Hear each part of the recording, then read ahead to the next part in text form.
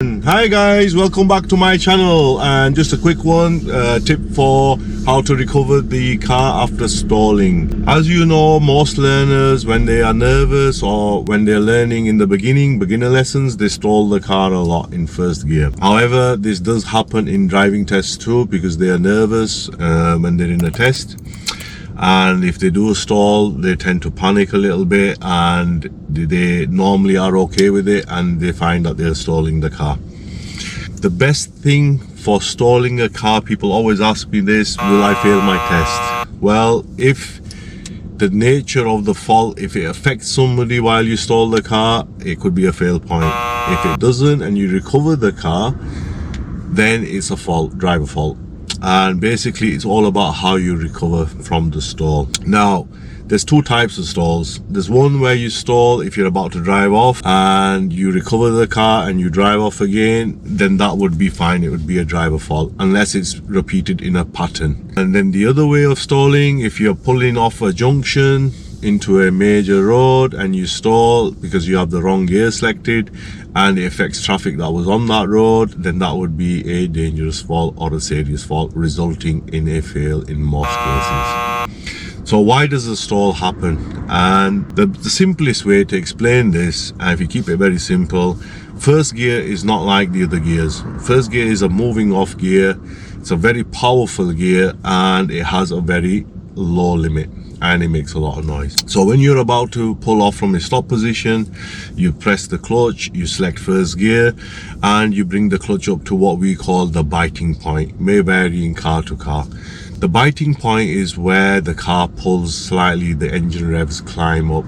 This is the point of engaging the first gear. Now, when you're moving off, once you reach the biting point, you can only inch the clutch up very slowly, and you must let the car travel a good 2 or 3 feet. However, learners lift it up too quick off the bite and it results in a stall. Now, if you find the bite and you keep the clutch on the biting point and you bring the clutch up very slowly by inching it up, maybe an inch or a millimeter, and add a little bit of gas and keep that setting until the car's traveled a good couple of feet, and then you gradually bring the clutch up, it will not stall. Hill starts, you would have to use a little bit more gas. Now, if you stall the car, the main thing they look for is if your car isn't rolling back, you've stopped the car with the brake, you've gone back to neutral, and you've reset and started it again by doing the biting point, and you move off again. However, learners panic and they repeat the same fault.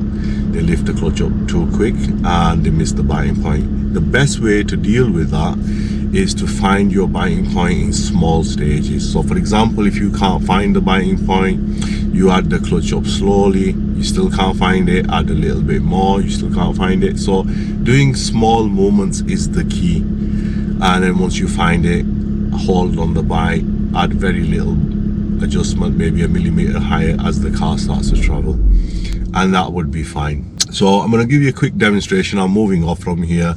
I'm going to select first gear by pressing the clutch. I've selected first gear and I'm looking for the biting point. So I'm going to bring the clutch up slowly. Usually the biting point is about halfway up in most cars, and you'll feel the revs change. You'll feel the car starting to pull forward.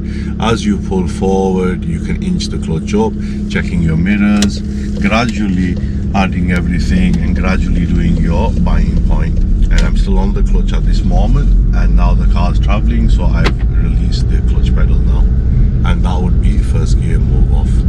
So now I'm pulling back in and I'm going to press the clutch first in this case because the speed is low, and I'm braking and stopping. Okay, and back to neutral, cancelling the signal. So as time goes on, you will get better with doing the biting point more fluently. Learners seem to think they take too long, so they rush it when they're in traffic lights or in junctions. So in side roads they get good with it, and then when they're out in the main roads, they feel they need to rush it. The movement does never change, it never rushes. You can never do it quickly. It always has to be done in that still sort of movement, and that's where the learners make that mistake, because they're under pressure with the other traffic, and everybody knows it very well, the experienced drivers. That's all it is. So again, I'm gonna move off again. I'm selecting first gear, I'm bringing the clutch to the bike, and I'm holding it on the biting point, and I'm inching the clutch up very, very slowly, and I'm moving away.